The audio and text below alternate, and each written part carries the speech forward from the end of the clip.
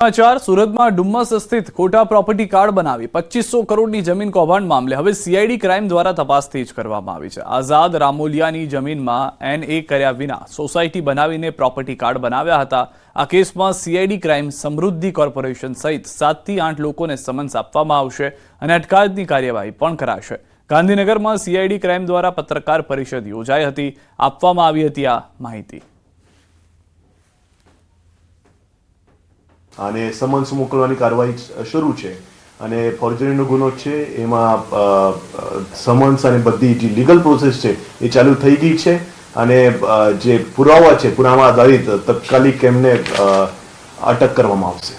SG highway ની થશે કાયા પલટ। जी हाँ, एसजी हाईवे पर ग्रीन कॉरिडोर तैयार થશે। विदेशના રસ્તાઓને ટક્કર મારે તેવા આ અદ્ભુત પાયલટ પ્રોજેક્ટને મુખ્યમંત્રી ભૂપેન્દ્ર પટેલે લીલી ઝંડી આપી છે। સરખેજથી ગાંધીનગર સુધી ગ્રીન કોરિડોર તૈયાર કરાશે। અંદાજે 40 કિલોમીટરનો અર્બન ગ્રીન કોરિડોર બનાવાશે। મહત્વનું છે કે ગ્રીન કોરિડોરની પ્રપોઝલ તૈયાર કરાય, જેમાં પ્રથમ ફેઝમાં 2 કિલોમીટરનો પાયલટ પ્રોજેક્ટ હાથ ધરાશે। પકવાન 4 રસ્તાથી ઇસ્કોન 4 રસ્તા સુધી પાયલટ પ્રોજેક્ટ શરૂ કરાયો છે। મહત્વનું છે કે સર્વિસ રોડની ડિઝાઇનને આખરી ઓપ એએમસી આપ્યો છે, જેમાં service road, cycle track, health track, parking, jogging track વગેરે તૈયાર થશે। સર્વિસ રોડમાં ગાર્ડન સાથે વિવિધ સ્કલ્પચર પણ ઊભા કરાશે। રેસ્ટોરન્ટ માટે અલગ અલગ ઝોન અપાશે, જેમાં south Indian, north Indian, Kathiyawadi food અપાશે। અમદાવાદના એસજી હાઈવેની કાયાપલટ થશે। जी हाँ, कायापलट એટલા માટે થવા જઈ રહી છે કે જે રીતે અમદાવાદ શહેરનો વિકાસ થઈ રહ્યો છે, અમદાવાદ શહેર હેરિટેજ શહેર બની ગયું છે, અમદાવાદ શહેર સ્માર્ટ સિટી બની ગયું છે, ત્યારે અમદાવાદ શહેરની અંદર જે મધ્યમાંથી પસાર થતો જે એસજી હાઈવે છે, જે 24 કલાક ધમધમતો હોય છે, પરંતુ આ હાઈવે હવે તેની નવી કાયાપલટ તરફ આગળ વધી રહ્યો છે। મહાનગરપાલિકા અને રાજ્ય સરકારના સહયોગથી આખો જે એસજી હાઈવે છે, સરખેજથી ગાંધીનગર અક્ષરધામ સુધીનો 40 કિલોમીટર લાંબો આ જે રૂટ છે તેની કાયાપલટ એ થવા જઈ રહી છે। એ પણ ગ્રીન કોરિડોર। આ જી હા, ગ્રીન કોરિડોર બનવા જઈ રહ્યો છે સરખેજથી ગાંધીનગર સુધી। અને આ ગ્રીન કોરિડોરની અંદર માનવામાં આવી રહ્યું છે કે જોગિંગ પાર્ક હશે, રેસ્ટોરન્ટ અલગ અલગ ઝોનમાં બનાવવામાં આવશે, સાઉથ ઇન્ડિયન, નોર્થ ઇન્ડિયન એ સર્વિસ રોડ પર જોવા મળશે। તો સાથે સાયકલિંગ, ટ્રેકિંગ હોય, અલગ અલગ ઝોનમાં લાઇટિંગ ઊભા કરવામાં આવશે અને 5 સ્ટેપમાં આખો જે એસજી હાઈવે જે છે તેને ડેવલપ કરવામાં આવશે। તેના જ ભાગરૂપે એક પાયલટ પ્રોજેક્ટ રાજ્યના મુખ્યમંત્રીએ જે મંજૂર કર્યો છે તે છે પકવાન 4 રસ્તાથી ઇસ્કોન 4 રસ્તા સુધીનો જે રોડ છે તે પાયલટ પ્રોજેક્ટ તરીકે તેનો જે કામગીરી છે તેની પ્રારંભ કરી દેવામાં આવી છે। અને તેની અંદર જે કાયાપલટ થશે તેની અંદર ગાર્ડનિંગ હશે, લાઇટિંગ ઝોન હશે, બેસવા માટેની વ્યવસ્થા હશે, અલગ અલગ સ્ટ્રક્ચર ઊભા કરવામાં આવશે, તેની અંદર સ્કલ્પચર ઊભા કરવામાં આવશે। કર્મચારી શાહ સાથે પ્રણવ પટેલ, ન્યૂઝ 18 અમદાવાદ। રાજપીપળામાં હરસિદ્ધિ માતાના મંદિર સામેથી લારી ગલ્લા હટાવવાને લઈને નારાજગી જોવા મળી રહી છે। પાલિકાની ટીમે વહેલી સવારે પોલીસ બંદોબસ્ત સાથે દબાણો દૂર કરાવતા નાના ધંધાર્થીઓ રોષે ભરાયા। ધંધા રોજગાર છીનવાઈ જતા લારી ધારકોએ ધારાસભ્ય ચેતર વસાવાને સાથે રાખી રેલી યોજી અને પાલિકા કચેરીએ પહોંચ્યા। જોકે રેલીને અટકાવતા પોલીસ સાથે તૂતુ મેમેના દ્રશ્યો જોવા મળ્યા અને શાબ્દિક ઘર્ષણ થયું। જોકે બાદમાં પાલિકા ચીફ ઓફિસરને રજૂઆત કરવામાં આવી। અધિક કલેક્ટર મુસ્કાન ડાગરે ફરી લારી ગલ્લા મૂકવાની હૈયાધારણા આપી છે। लगावीए छे। आज 10-15 વર્ષથી અમે લારીઓ તઈ ધંધો કરીએ છીએ। એ લારી અમારી બધી હટાઈ દેવામાં આવી હતી। 5-6 દિવસ થઈ ગયા છે। એના માટે અમે અહીંયા એ કરવા આવ્યા હતા કે અમને અમારી જે જગ્યા છે તે અમને આપી દો અને અમારું પાછું ધંધો અમારો જે છે તે ચાલુ કરાવી દો। એ મેડમ એવું કહ્યું છે કે તમને ગુરુવાર લગીમાં અમે તમને અમારું જે પેન્ટિંગ ને બધું જે કરવાનું છે તે કરીને તમને અહીંયા મીકાઈ દઈશું। તમારી જે જગ્યા છે તમે અહીંયા લારી તમારી મીકાઈ દઈશું। નગરપાલિકાના અનેક મુદ્દાઓ છે। અહીંની ગટરની વ્યવસ્થા હોય, પાણીની વ્યવસ્થા હોય, અહીંયા ટ્રાફિકની વ્યવસ્થા હોય, દબાણોની વ્યવસ્થા હોય, એના પર કોઈ ધ્યાન આપતું નથી અને આવા ગરીબ લોકોના લારી ગલ્લાઓ તોડી નાખવામાં આવે છે। ત્યારે આજે દુઃખ સાથે અમે અહીંયા રજૂઆત કરવા માટે આવ્યા છે અને સત્તાધીશોએ અમને વિશ્વાસ આપ્યો છે કે ગુરુવાર સુધીમાં એ રાબેતા મુજબ ચાલુ થઈ જશે। ત્યારે અમે અહીંથી રજૂઆત કરીને અમે ફરી અમે રજા લઈએ છીએ। तो हम सिर्फ उसी प्लॉट में फेंसिंग कराना चाह रहे हैं ताकि थोड़ा व्यवस्थित हो। हम दोनों साइड्स पे, प्लॉट के दोनों साइड्स पे हम उन लोगों को मार्किंग्स कर नंबरिंग करके वहीं पे लॉरी लगाने की जगह दे रहे हैं। हम उनको कहीं विस्थापित भी नहीं कर रहे। वहीं पे हम एक बार उसका पेंट का मार्किंग वगैरह हो जाए, उसके बाद हम उनको वहीं पे जगह देने वाले। यही हमारा प्लान है, यही मैंने उन्हें कन्वे किया। ઉતારા માલેગામ ઘાટમાં અકસ્માત। આઈસર ટેમ્પાએ ખાધી છે પલટી। લોખંડના પાઇપ પર ગુજરાત આવતો હતો ટેમ્પો ગુજરાતના જે વિસ્તારો છે તેની અંદર લોખંડના પાઇપ ભરીને આવતો હતો. ડ્રાઈવર અને ક્લીનરને પહોંચી છે ઈજા. હાલના દ્રશ્યો આપ જોઈ રહ્યા છો. આખો ટેમ્પો પલટી ખાઈ ગયો છે. સમાચાર સુરતના ધારાસભ્યએ આયુષ્માન કાર્ડ અપ્રુવલની સમસ્યાને લઈને મુખ્યમંત્રીને ફરી પત્ર લખ્યો છે. વરાછાના ધારાસભ્ય કુમાર કાનાણીએ આયુષ્માન કાર્ડમાં લોકોને અપ્રુવલ નહીં મળતાની હાલાકી અંગે મુખ્યમંત્રીને રજૂઆત કરી. પત્ર લખી સમસ્યાને હલ કરવાની ધારાસભ્યએ માંગણી કરી. ઇમરજન્સી કેસમાં પણ અનેક લોકોના ઓપરેશન અટવાયા હોવાની ધારાસભ્યએ ફરિયાદ કરી છે. તો કુમાર કાનાણી તરફથી આ પત્ર લખવામાં આવ્યો છે મુખ્યમંત્રીને અને તેમનું કહેવું છે કે આયુષ્માન કાર્ડ માટે જે અનેક પ્રોસેસ છે તેમાં લોકો ફસાયેલા રહે છે. જે સમસ્યા છે તેનો હલ નથી આવી રહ્યો. એના માટે નવી એજન્સી આવે, નવી એસઓપી બને અને લોકોના કામ અટવાયા કરે. ના તો આયુષ્યમાન કાર્ડ એવું છે કે જીવનું જોખમ હોય છે.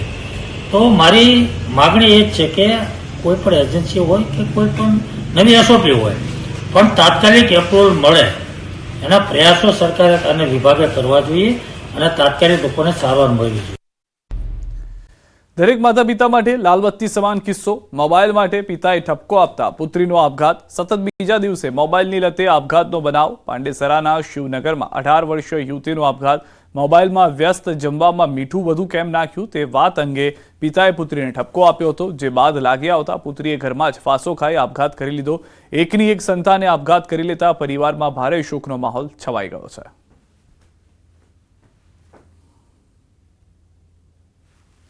बस उसका पापा ने थोड़ा खिंचवाया, नमक ज्यादा हो गया था सब्जी में, थोड़ा मोबाइल में व्यस्त रहती थी, नमक क्यों ज्यादा कर दिया, इसकी वजह से उसने आत्महत्या कर ली.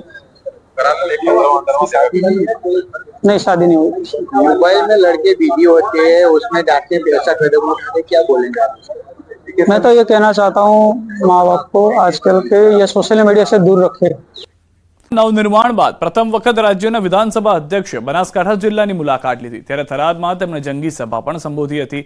થરાદમાં દિવાળી જેવો માહોલ જોવા મળ્યો. ત્યારે ન્યૂઝ 18 શંકર ચૌધરી સાથે ખાસ વાતચીત કરી.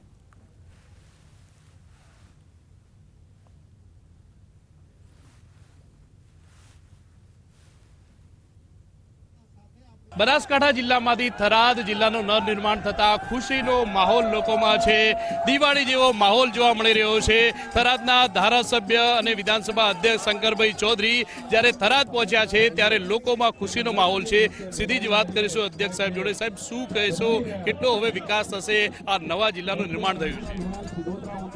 નર્મદાનું પાણી દેશના પ્રધાનમંત્રી મોદી સાહેબે સરહદી વિસ્તારમાં લાવી અને એક નવી ક્રાંતિ કરી. લોકોના જીવનમાં બહુ મોટો બદલાવ આવ્યો. શાળા પ્રવેશ ઉત્સવના કારણે જે પ્રમાણે બદલાવ આવ્યો, જે પ્રમાણે આ વિસ્તારની અંદર 108 સહિત હોસ્પિટલોની વ્યવસ્થા કરી એના કારણે જે ફાયદો થયો. નવા જિલ્લાના નિર્માણ થકી આ સરહદી વિસ્તારના વિકાસના દરવાજા ઓર તેજ ગતિથી ખુલી જશે.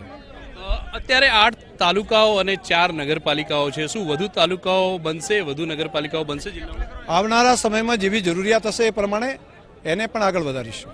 અત્યારે ભારતમાલા અને નાણી એરપોર્ટની વાત છે. બીજા કયા એવા વિકાસના કામો થશે જ્યાંથી સીધા દિલ્હી પણ અહીંથી જલ્દી પહોંચી શકાશે અને અમદાવાદ અને ગાંધીનગર પણ પહોંચી? નવો જે રસ્તો બની રહ્યો છે એના કારણે કરીને અમદાવાદ માત્ર 2 કલાકમાં પહોંચી શકાય એવી વ્યવસ્થા થશે. ખાસ કરીને ભારતમાલા જે બન્યું છે એ અમૃતસરથી કરી અને અહીંયા કંડલા સુધીનો જે બની ગયો છે ભારતમાલા, એ તો તૈયાર થઈ ગયું છે. એટલે એ બંનેની કનેક્ટિવિટી અને સાથે સાથે એરપોર્ટ જે બન્યું છે એનો રનવે પણ બહુ મોટા પ્રમાણમાં મોટો છે. એનો પણ બહુ મોટો ફાયદો બનાસકાંઠા અને આ સરહદી વાવ થરાદ જિલ્લાને પણ થશે. કિશોર દુવર, થરાદ વાવ. પટેલ મુદ્દે લાલજી પટેલનું નિવેદન. કરસન પટેલનું નિવેદન થોડા ઘણા અંશે યોગ્ય. પાટીદાર આંદોલન થકી અનેક લોકો નેતા બની ગયા. પાટીદાર આંદોલનથી સમાજને ફાયદો થયો. અનેક યુવાનોને સરકારી લાભ મળ્યા.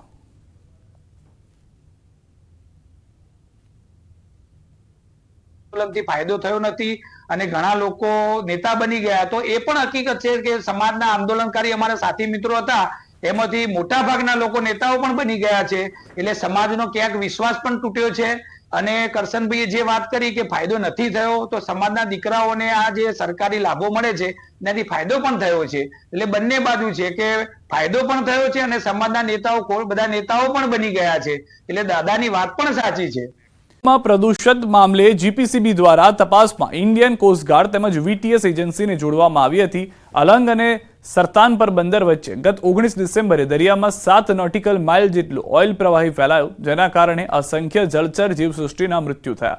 સમગ્ર મામલે મોટો ખુલાસો થયો કે આ ઓઇલ મટીરિયલ અલંગના પ્લોટ નંબર 35 લીલા શિપ રિસાયકલમાંથી દરિયામાં ફેલાયું હતું. આ ઓઇલ પ્રવાહી દરિયામાં ફેલાઈ જવાને કારણે સરતાનપર બંદરમાં માછીમારોના વ્યવસાય પર મોટો ફટકો પડ્યો છે.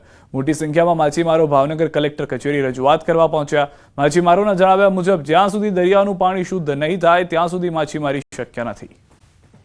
માંગરોળના માંડણ ગામે ધર્મ પરિવર્તનની આશંકાએ લોકોના ટોળા એકઠા થયા. આદિવાસી સમાજના ટોળાએ રસ્તો જામ કરી વિરોધ નોંધાવ્યો. દેવ બિરસા સેના અને ગ્રામજનોએ રસ્તા પર ભારે હંગામો મચાવ્યો. માંગરોળના માંડણ ગામે ખ્રિસ્તી ધર્મનો કાર્યક્રમ યોજાયો હતો. કાર્યક્રમને બંધ રાખવા માટે દેવ બિરસા સેના દ્વારા આવેદનપત્ર પણ અપાયું હતું. ધર્મ પરિવર્તન થતું હોવાના આક્ષેપ સાથે કાર્યક્રમના સ્થળે હોબાળો થયો. જંખવાવ પોલીસ પણ ઘટના સ્થળ પર પહોંચી હોબાળો થયો હોવાનો વિડીયો સોશિયલ મીડિયામાં વાયરલ થયો. દ્રશ્યોમાં પણ આપ જોઈ રહ્યા છો કે જે હોબાળો થયો છે તે ભારે જોવા મળી રહ્યો છે. સૌથી વધારે મહત્વની વાત કે જે હાલમાં દ્રશ્યોની અંદર દેવ બિરસા સેના દ્વારા આ આદિવાસી લોકોએ રસ્તો રોકી સૂત્રોચ્ચાર કર્યા હોવાની જાણકારી છે. પોલીસ ત્યાં આગળ પહોંચી હતી. ખ્રિસ્તી ધર્મના કાર્યક્રમ સમયે હંગામો થયો હોવાની જાણકારી મળી રહી છે. મુખ્ય કારણ શું હતું તે હજી જાણવા નથી મળ્યું. પોલીસ પણ તપાસમાં લાગી છે.